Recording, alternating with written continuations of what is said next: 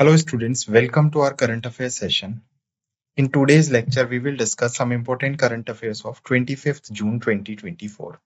तो आज हम 25 जून 2024 के कुछ important current affairs डिस्कस करेंगे जो एग्जाम पॉइंट ऑफ व्यू से काफी important current affairs हो सकते हैं. So स्टार्ट करते हैं आज का सेशन.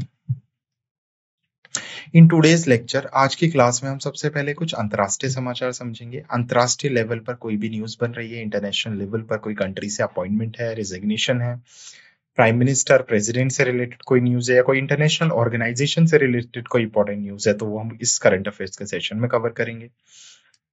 उसके बाद हम डिस्कस करेंगे कुछ इंपॉर्टेंट राष्ट्रीय समाचार, नेशनल न्यूज, सेंट्रल गवर्नमेंट के इनिशिएटिव्स एंड स्कीम्स, अगर रिसेंटली सेंट्रल गवर्नमेंट ने कुछ लॉन्च किया है तो उससे रिलेटेड. उसके बाद हम डिस्कस करेंगे राज्य समाचार. राज्य समाचार में हम स्टेट गवर्नमेंट के इनिशिएटिव्स पर फोकस करेंगे जो एग्जाम्स के लिए इंपॉर्टेंट है. देन बैंक और वित्त समाचार, बैंकिंग और फाइनेंशियल बेसिकली समाचार हम डिस्कस करेंगे. उसके बाद हम विज्ञान और प्रौद्योगिकी समाचार, साइंस एंड टेक्नोलॉजी से रिलेटेड न्यूज देखेंगे. स्पोर्ट्स न्यूज देखेंगे जिसमें हम खेल समाचार, खेल इवेंट्स रिसेंटली जो कंडक्ट हुए हैं, महत्वपूर्ण दिनों की खबरें.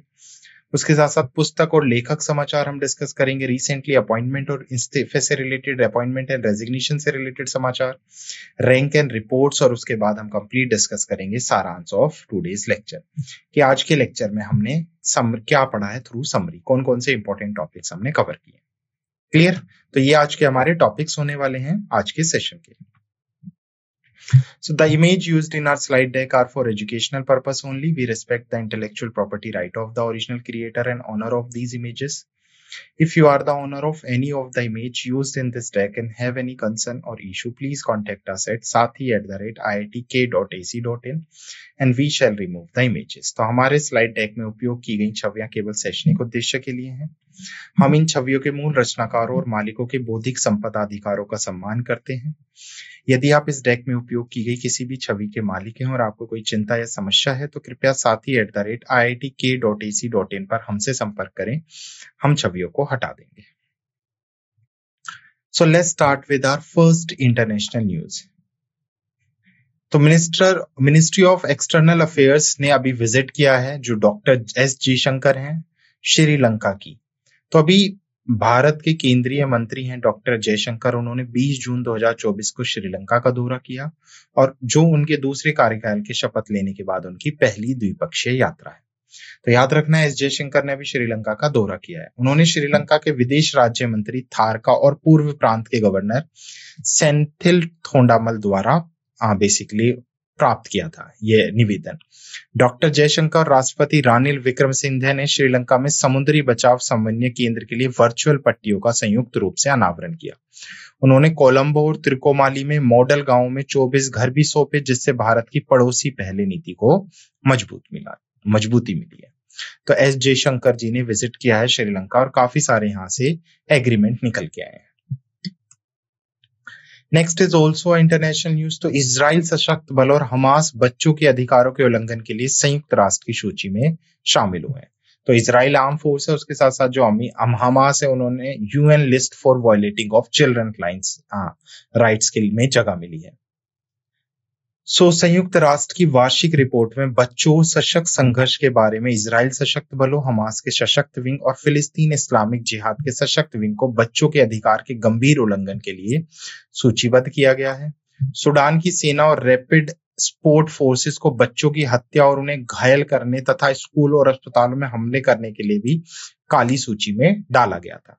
संयुक्त राष्ट्र महासचिव एंटोनियो गुटरेस द्वारा प्रस्तुत रिपोर्ट में 2023 में वैश्विक स्तर पर 22,500 से अधिक बच्चों को प्रभावित करने वाले 30,000 से अधिक गंभीर उल्लंघनों की पुष्टि की गई है.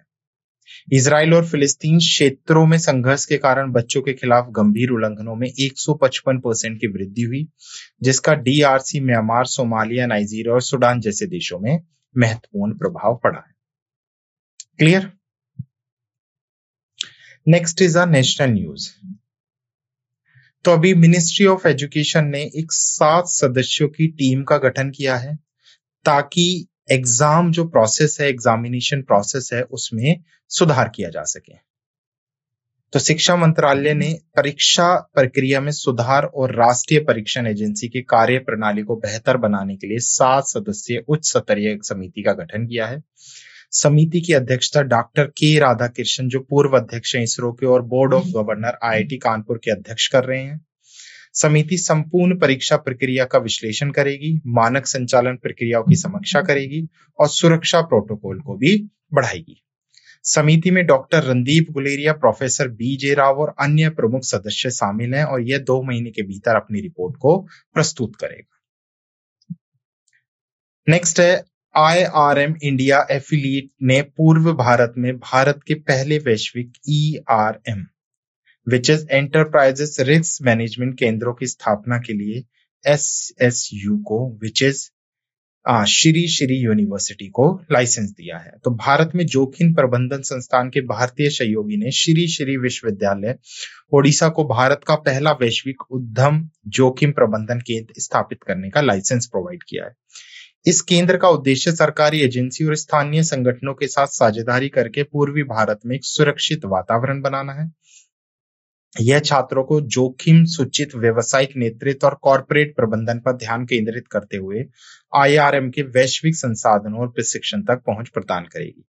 इस साझेदारी का मुख्य उद्देश्य 10,000 से अधिक IRM प्रमाणित जोखिम संवेदनशील स्नातकों और पेशेवरों को विकसित करना है, जो एक सुदृढ़ व्यावसायिक वातावरण में योगदान देंगे। Clear?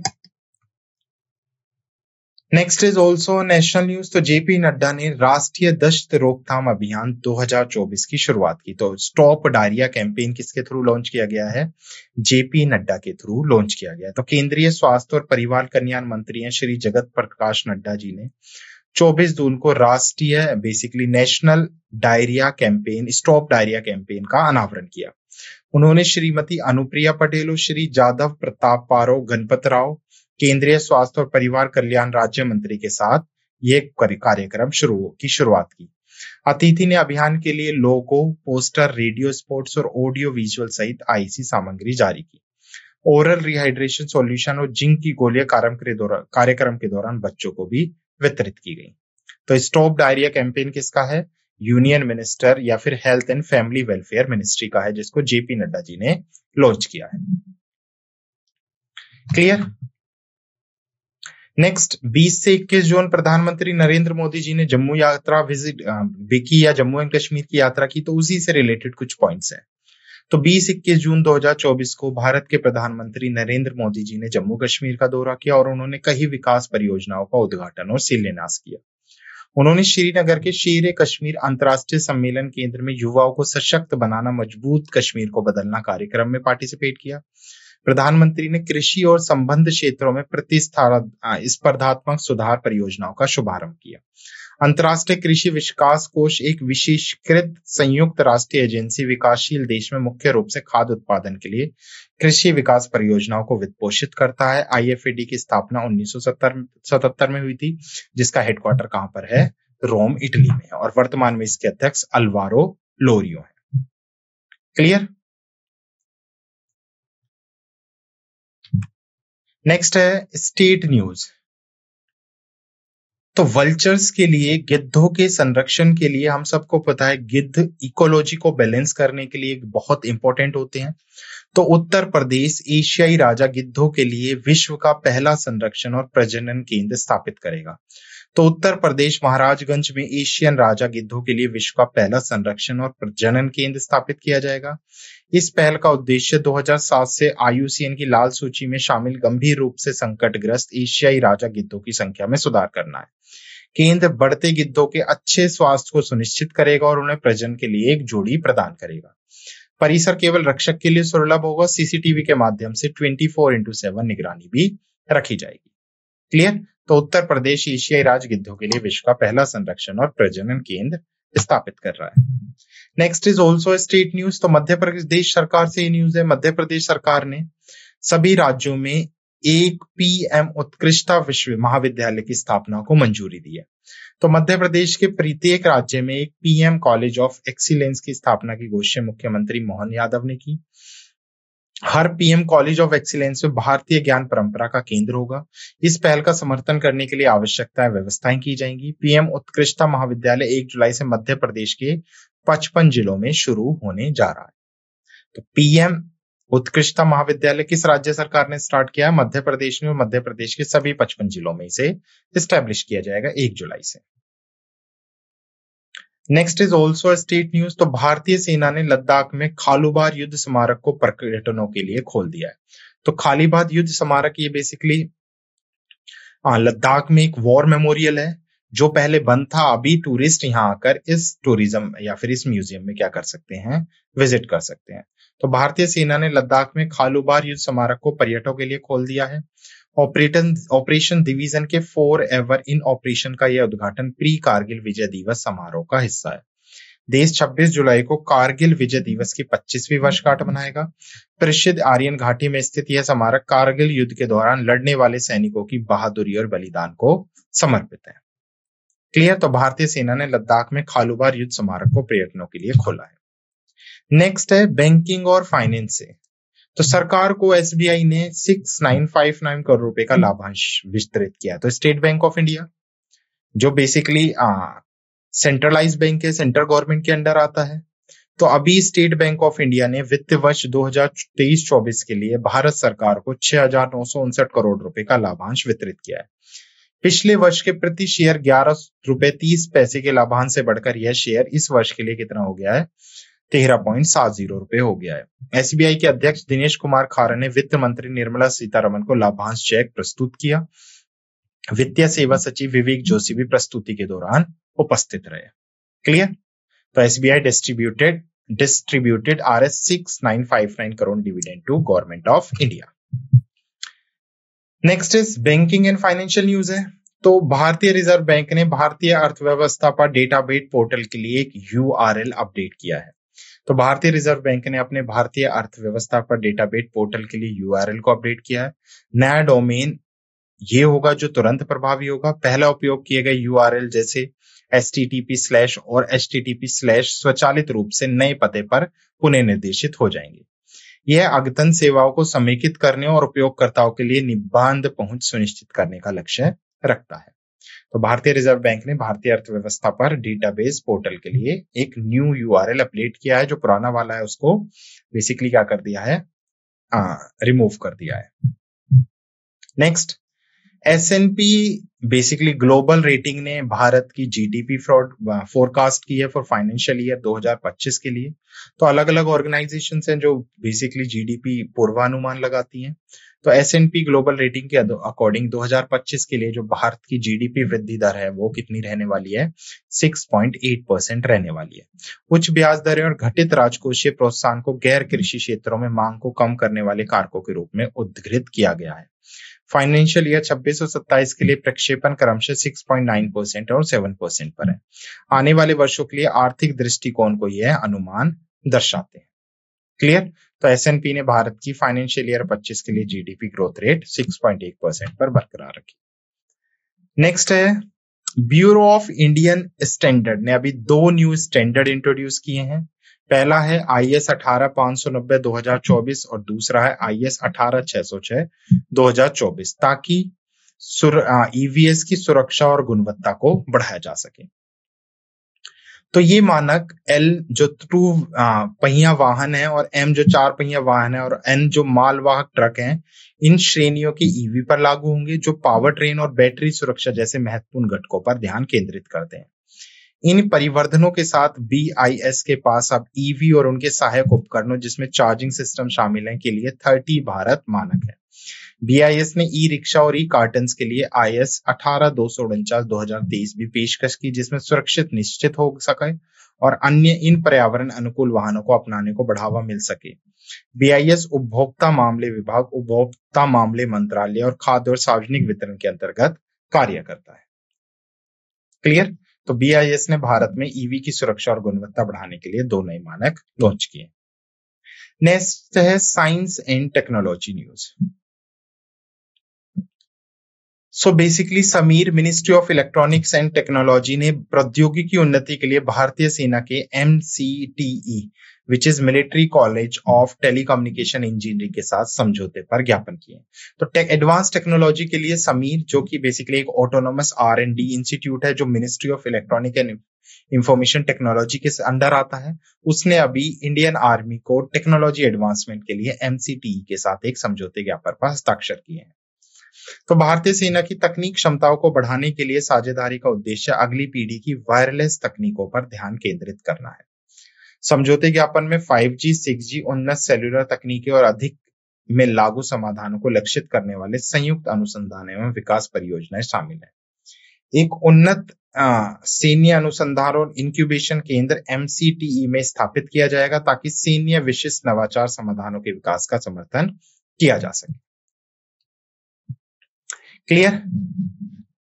Next science and technology से है। बेसिकली चीन फ्रांस उपग्रह है SVOM which is space variable objective monitor. तो चीन फ्रांस उपग्रह SVOM अंतरिक्ष में गामा रे विस्फोटक की निगरानी के लिए लॉन्च किया गया। तो जो स्पेस में गामा रे विस्फोट होते हैं उनकी निगरानी के लिए चीन और फ्रांस का उपग्रह SVM को सफलतापूर्वक लॉन्च कर दिया गया। उपग्रह जिसे चीन राष्ट्रीय अंतरिक्ष प्रशासन और फ्रांसीसी अंतरिक्ष एजेंसी CNES द्वारा सह विकसित किया गया। इसका उद्देश्य अंतरिक्ष में गामा रे बर्स्ट की निगरानी करना है। SVOM 4 वैज्ञानिक पेलोड से सुसज्जित और इसे पृथ्वी से 625 किलोमीटर ऊपर की कक्षा में स्थापित किया जाएगा। उपग्रह वास्तविक समय डेटा प्रसारण के लिए चीन के BODU नेविगेशन सैटेलाइट सिस्टम और फ्रांसीसी बहु उच्च आवर्ती नेटवर्क का उपयोग करेगा। नेक्स्ट है डॉक्टर जितेंद्र सिंह ने एक सप्ताह एक थीम अभियान की शुरुआत की है। तो doctor Jitendra Singh launch 1 week 1 theme campaign. तो डॉक्टर जितेंद्र सिंह जो केंद्रीय राज्य मंत्री विज्ञान और प्रौद्योगिकी ने 24 जून को 1 वीक 1 थीम अभियान का शुभारंभ किया। भारत के विभिन्न विज्ञान और प्रौद्योगिकी क्षेत्र में हाल ही में सफलता की कहानियों को यह अभियान प्रदर्शित करता है। डॉक्टर सिंह के पास पृथ्वी विज्ञान PMO, परमाणु ऊर्जा विभाग, अंतरिक्ष विभाग सहित कई पोर्टफोलियो हैं। इस पहल का उद्देश्य विभिन्न वैज्ञानिक क्षेत्रों में भारत की प्रगति को उजागर करना है। क्लियर? नेक्स्ट है स्पोर्ट्स न्यूज। तो स्पोर्ट्स से न्यूज है। भारतीय तीरंदाजों ने तीरंदाजी विश्व कप 2024 के स्टेज 3 में जीत हासिल किया है। तो 2024 में तीरंदाजी विश्व कप कहां पर सेलिब्रेट किया गया है? तुर्की में सेलिब्रेट किया गया है, जहां पर भारतीय तीरंदाजों ने असाधारण कौशल का प्रदर्शन किया और कई पदक जीतकर घर लौटे। यह कार्यक्रम 18 से 23 जून 2024 को वर्ल्ड आर्चरी द्वारा आयोजित किया गया था, जो भारत की टीम ने 4 पदकों के साथ समापन किया, जिसमें भारत ने 1 स्वर्ण पदक जीता है, 1 रजत पदक जीता है और 2 कांस्य पदक जीते हैं। तो भारतीय तीरंदाजों ने तीरंदाजी विश्व कप 2024 के स्टेज 3 में जीत हासिल की। नेक्स्ट है इंपॉर्टेंट डेज न्यूज। तो इंपॉर्टेंट डेज से न्यूज है संयुक्त राष्ट्र लोक सेवा दिवस 2024। तो हर साल 23 जून को हम संयुक्त राष्ट्र लोक सेवा दिवस 2023 को मनाते हैं, बेसिक ताकि लोक सेवा के मूल्य और विकास प्रक्रिया में इसके योगदान का उत्सव मनाया जा सके। 1978 में श्रम संबंधों पर इंटरनेशनल लेबर ऑर्गेनाइजेशन कन्वेंशन को अपनाने की वर्षगांठ का यह दिन है। 2024 संयुक्त राष्ट्र सार्वजनिक सेवा मंच और पुरस्कार समारोह 24 से 26 जून को कोरिया गणराज्य के इचियो में वैश्विक चुनौती के बीच नवाचार को बढ़ावा देने एक सार्वजनिक क्षेत्र का दृष्टिकोण थीम के साथ आयोजित किए गए थे। क्लियर? तो United nation public service day और उसी से हमने देखा United nation public service forum, जो कहां पर कंडक्ट किया गया है? रिपब्लिक ऑफ कोरिया में कंडक्ट किया गया है। नेक्स्ट है अंतरराष्ट्रीय ओलंपिक दिवस। तो इंटरनेशनल ओलंपिक कमेटी है जिसको एस्टेब्लिश किया गया था 23 जून 1894 को। तो ये इंटरनेशनल ओलंपिक कमेटी के एस्टेब्लिशमेंट डे के रूप में ही हम हर साल 23 जून को अंतरराष्ट्रीय ओलंपिक दिवस मनाते हैं, ताकि जो पार्टिसिपेशन है खेलों में उसको प्रमोट किया जा सके और खेलों में पीस शांति को बढ़ाया जा सके। इस बार की थीम की अगर हम बात करें 2024 की थीम, तो चलो चलें और जश्न मनाएं इस बार की थीम है। पहला ओलंपिक दिवस 23 जून 1948 को 9 देशों द्वारा बनाया गया था। तो वैसे तो इंटरनेशनल ओलंपिक कमेटी 1894 में स्टैब्लिश हुई थी, बट पहली बार इसे 23 जून 1948 को सेलिब्रेट किया गया था बाय 9 नेशन। नेक्स्ट है अंतरराष्ट्रीय विधवा दिवस 23 जून। तो 23 जून को ही प्रतिवर्ष अंतर्राष्ट्रीय विधवा दिवस मनाया जाता है ताकि विधवाओं की दुर्दशा के बारे में जागरूकता बढ़ाई जा सके और उनके अधिकारों की वकालत की जा सके। 2024 का विषय लिंग समानताओं की उपलब्धियों को तेज करना है। यह दिन 2005 में लुम्बा फाउंडेशन द्वारा शुरू किया गया था और दिसंबर 2010 में संयुक्त राष्ट्र महासभा द्वारा औपचारिक रूप से अपनाया गया था। लुम्बा फाउंडेशन यूके, भारत और यूएसए में पंजीकृत एक चैरिटी है जिसकी स्थापना लॉर्ड राज लुम्बा द्वारा की गई थी। तो अंतर्राष्ट्रीय विधवा दिवस। नेक्स्ट है साल 2024 का अंतर्राष्ट्रीय नाविक दिवस। तो 25 जून को हम हर साल 2024 के लिए बेसिकली 2024 का हमने 25 जून को अंतर्राष्ट्रीय नाविक दिवस सेलिब्रेट किया है। यह विशेष दिन 2010 में अंतर्राष्ट्रीय समुद्री संगठन द्वारा यानी इंटरनेशनल मैरीटाइम ऑर्गेनाइजेशन द्वारा स्टार्ट किया गया था। यह हमारे दैनिक जीवन और वैश्विक अर्थव्यवस्था में नाविकों की महत्वपूर्ण भूमिका को पहचानता है। दिवस विश्व भर में नाविकों द्वारा किए गए योगदान और उनके सामने आने वाली चुनौतियों को भी उजागर करता है। तो world basic international day of seafarer. Next books and author से न्यूज है। तो महाराष्ट्र के राज्यपाल ने समुद्री इतिहास की पुस्तक गेटवे टू द सी का अनावरण किया है। तो महाराष्ट्र के बेसिकली राज्यपाल हैं रमेश व्यास, जिन्होंने अभी एक बुक रिलीज की है जिसका नाम क्या है, gateway to the sea historical port and dock of Mumbai region. तो मुंबई के राजभवन में यह कार्यक्रम आयोजित किया गया जो मुंबई क्षेत्र की समृद्ध समुद्री विरासत को उजागर करता है। यह पुस्तक इस क्षेत्र के प्राचीन और आधुनिक समुद्री इतिहास पर भी प्रकाश डालती है और यह साहित्य कृति मुंबई के समुद्री महत्व की समझ को बढ़ाने की भी उम्मीद रखती है। तो बुक का नाम क्या है, गेटवे टू द सी, जिसको महाराष्ट्र के राज्यपाल ने अनावरण किया है। और इसका पर्पस क्या है या इसमें क्या बताया गया है, समुद्री स्पेशली महाराष्ट्र और मुंबई के समुद्री इतिहास के बारे में, समुद्री विरासत को उजागर किया गया है। Clear? Okay, next is appointment and resignation news. तो Telecom Regulatory Authority of India जो भारत में टेलीकम्युनिकेशन को कंट्रोल करती है। सो अभी अतिल कुमार चौधरी को telecom Regulatory authority which is try, उसका चेयर सेक्रेटरी अपॉइंट किया गया है 2 साल के लिए। इससे पहले वी रघुनंदन थे जिन्होंने अभी मई में रिटायरमेंट ले ली थी, तो ये वी रघुनंदन की जगह लेंगे। तो अतुल कुमार चौधरी को ट्राई का सचिव नियुक्त किया गया है। अतुल कुमार चौधरी को भारतीय दूरसंचार विनियम प्राधिकरण का नया सचिव 2 वर्षों की अवधि के लिए नियुक्त किया गया। वह वी रघुनंदन का स्थान लेंगे जो 31 मई 2024 को सेवानिवृत्त हुए हैं। चौधरी 1989 बैच के भारतीय दूरसंचार सेवा अधिकारी ने दूरसंचार विभाग और भारतीय विशिष्ट पहचान प्राधिकरण में विभिन्न भूमिकाओं में काम किया है। उनके पास क्रमिक प्रबंधन, मानव संसाधन, प्रशासन, लाइसेंसिंग और सतर्कता में व्यापक अनुभव है। तो अतुल कुमार चौधरी जिनको ट्राई का भी क्या बनाया गया है, सचिव। और कितने साल के लिए अपॉइंट हुए हैं, 2 साल के लिए। और किसको रिप्लेस किया इन्होंने, वी रघुनंदन को। तो इससे पहले 31 मई 2024 तक वी रघुनंदन थे जो अभी क्या हो गए हैं, रिटायर हो गए हैं। Next is also appointment and resignation news. तो सरकार ने गिरिजा सुब्रमण्यम को न्यू इंडियन इंश्योरेंस कंपनी का सीएमडी बनाया है। So CMD of New India Assurance Company किसको अपॉइंट किया गया है, गिरिजा सुब्रमण्यम को। तो सरकार ने गिरिजा सुब्रमण्यम को न्यू इंडियन एश्योरेंस का अध्यक्ष और प्रबंध निर्देशक नियुक्त किया है। वह 19 जून 2024 से इस पद को तब तक संभालेंगी जब तक कि वे सेवानिवृत्ति की आयु प्राप्त नहीं कर लेती या अगले आदेश तक वो इस पोस्ट पर बनी रहेंगी। क्लियर?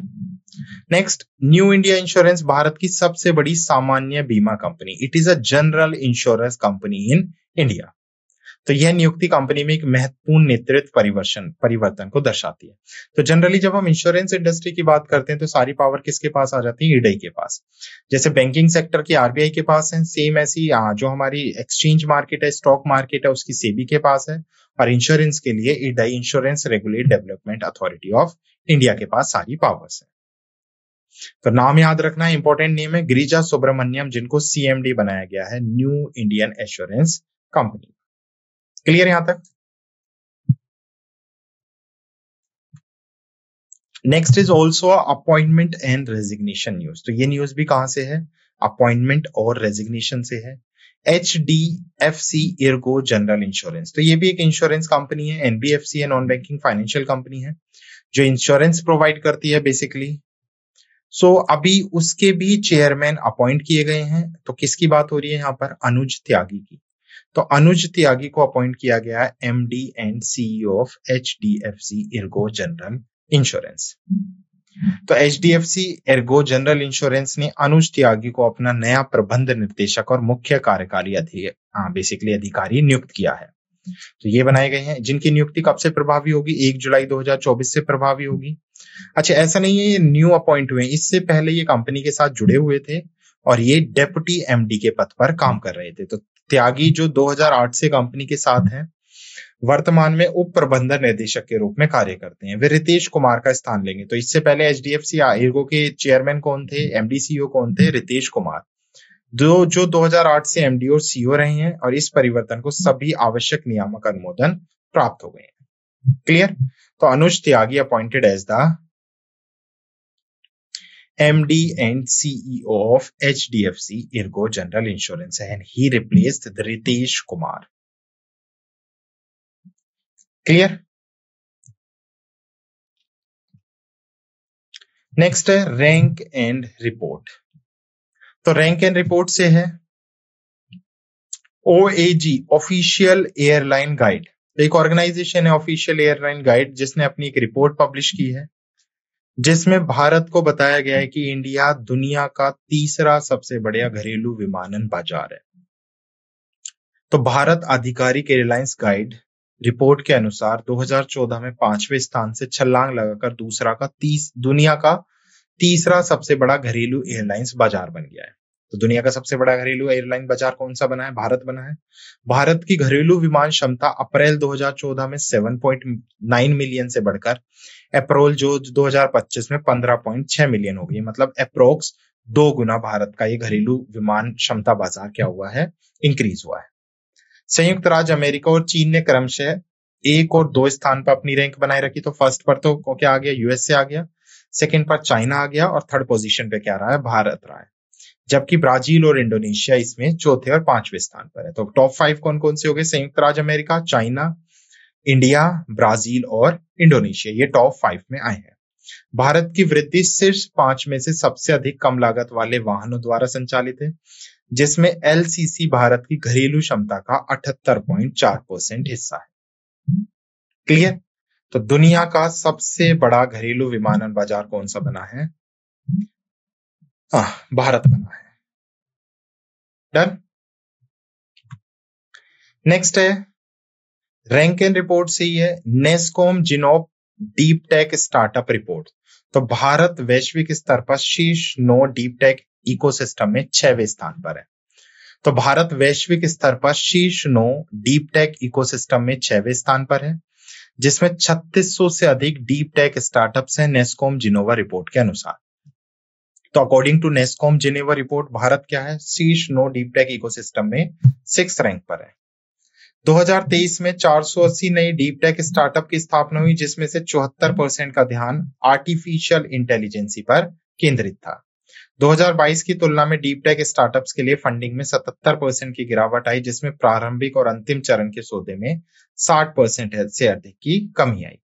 रिपोर्ट में डीप टेक स्टार्टअप का समर्थन करने के लिए धैर्यपूर्ण पूंजी, मजबूत अनुसंधान एवं विकास साझेदारी और सुव्यवस्थित सरकारी खरीद की आवश्यकताओं पर जोर दिया गया है। क्लियर? तो ये थे कुछ हमारे 25 जून 2024 के इंपॉर्टेंट करंट अफेयर्स जो हमने डिस्कस किए। Now let's quick revise the session. तो सबसे पहले हमने कुछ इंटरनेशनल न्यूज देखी। इंटरनेशनल न्यूज में हमने सबसे पहली न्यूज देखी कि जो भारत के विदेश मंत्री हैं उन्होंने अभी श्रीलंका का दौरा किया है 20 जून 2024 को। उसके अलावा हमने देखा यूनाइटेड नेशन ने लिस्ट जारी की है वायलेशन ऑफ चिल्ड्रंस राइट, जिसमें इजराइल सशक्त बल और हमास को बच्चों के अधिकार के उल्लंघन करने के लिए सूची में डाला गया है। देन वी हैव डिस्कस राष्ट्रीय समाचार, जिसमें हमने नेशनल बेसिकली न्यूज देखी। तो शिक्षा मंत्रालय ने परीक्षा प्रक्रिया में सुधार और एनटीए के कार्य को सुधारने के लिए एक 7 सदस्यीय समिति का गठन किया है। उसके अलावा हमने देखा कि जो IRMA इंडिया ने एफिलिएट किया license SSU to set up India's first global centre for ERM in east India. उसके साथ साथ हमने देखा कि JP नड्डा ने लॉन्च किया है स्टॉप डायरिया प्रोग्राम। उसके बाद हमने कुछ राज्य सरकार से न्यूज देखी, जिसमें हमने देखा कि प्रधानमंत्री नरेंद्र मोदी जी ने जम्मू कश्मीर की यात्रा की है। 2 दिवसीय यात्रा थी ये, 20 और 21 जून को, जहां से काफी सारे प्रोजेक्ट्स हमने डिस्कस किए। यूपी वर्ल्ड का पहला गिद्ध संरक्षण बनाने जा रहा है, तो उत्तर प्रदेश के महाराजगंज के पास बनाया जाएगा। यूपी में एशियाई किंग गिद्धों के लिए विश्व का पहला संरक्षण और प्रजनन केंद्र स्थापित किया जाएगा। उसके बाद हमने मध्य प्रदेश सरकार से देखा कि मध्य प्रदेश सरकार अपने 55 जिलों में 1 PM कॉलेज ऑफ एक्सीलेंस को एस्टेब्लिश करेगी। और उसके बाद हमने देखा इंडियन आर्मी ने ओपन कराया खलूबार, बेसिकली जो खालूबार युद्ध स्मारक है वो पर्यटनों के लिए, कहां पर, लद्दाख में। फिर हमने बैंकिंग और वित्त से समाचार देखे, जिसमें हमने देखा कि SBI ने डिविडेंड दिया है सेंट्रल गवर्नमेंट को, जो 6,959 करोड़ है। उसके अलावा हमने देखा कि भारतीय रिजर्व बैंक ने भारतीय अर्थव्यवस्था पर डेटाबेस पोर्टल के लिए एक न्यू URL अपडेट किया है। और S&P ने फाइनेंशियल ईयर 2025 के लिए भारत की GDP ग्रोथ रेट कितनी बताई है, 6.8%। फिर हमने विज्ञान और प्रौद्योगिकी से देखा, BIS ने भारत में EV की सुरक्षा और गुणवत्ता बढ़ाने के लिए 2 नई मानक 18590 2024 और IS 1860 2024 पेश किए हैं। समीर मेती ने भारतीय सेना के MCTE के साथ प्रौद्योगिकी उन्नति के लिए समझौते ज्ञापन पर हस्ताक्षर किए। उसके अलावा हमने देखा चाइना फ्रेंच ने एक सैटेलाइट लॉन्च किया SVM, जो मॉनिटर करेगा गामा रे बर्स्ट, कहां पर, स्पेस में। और डॉक्टर जितेंद्र सिंह ने लॉन्च किया है 1 वीक 1 थीम कैंपेन। कुछ स्पोर्ट्स इवेंट्स देखे, जिसमें हमने देखा कि भारत ने 4 अवार्ड जीते हैं तीरंदाजी में। इंपॉर्टेंट डेज में हमने देखा संयुक्त राष्ट्र सार्वजनिक सेवा दिवस जो 23 जून को बनाया गया, अंतर्राष्ट्रीय ओलंपिक दिवस जो 23 जून को बनाया गया, और अंतर्राष्ट्रीय विधवा दिवस जो 23 जून को मनाया गया है। नेक्स्ट है महत्वपूर्ण दिनों की खबरें। अंतर्राष्ट्रीय नाविक दिवस 2024 मनाया गया है। पुस्तक और लेखक से रिलेटेड महाराष्ट्र के राज्यपाल ने समुद्री इतिहास पुस्तक गेटवे टू द सी का अनावरण किया। उसके बाद नियुक्ति और इस्तीफे से रिलेटेड हमने समाचार देखे, जिसमें हमने देखा अतुल कुमार चौधरी को ट्राई के सचिव के रूप में नियुक्त किया गया है। और सरकार ने गिरिजा सुब्रमण्यम को न्यू इंडिया इंश्योरेंस कंपनी का CMD नियुक्त किया है। अनुज त्यागी को HDFC ERGO जनरल इंश्योरेंस का MD और CEO बनाया गया है। रैंक एंड रिपोर्ट लास्ट हमने देखी, जिसमें हमने देखा भारत बना दुनिया का तीसरा सबसे बड़ा घरेलू एयरलाइंस बाजार अकॉर्डिंग टू OAG रिपोर्ट। और नेस्कॉम जिनोवा डिपटेक स्टार्टअप अप इस रिपोर्ट, जिसमें भारत शीर्ष 9 डिपटेक इकोसिस्टम में कौन से स्थान पर है, 6वें स्थान पर। क्लियर? तो ये थे कुछ हमारे इंपॉर्टेंट करंट अफेयर्स जो हमने डिस्कस किए। I hope you like this session. Thank you.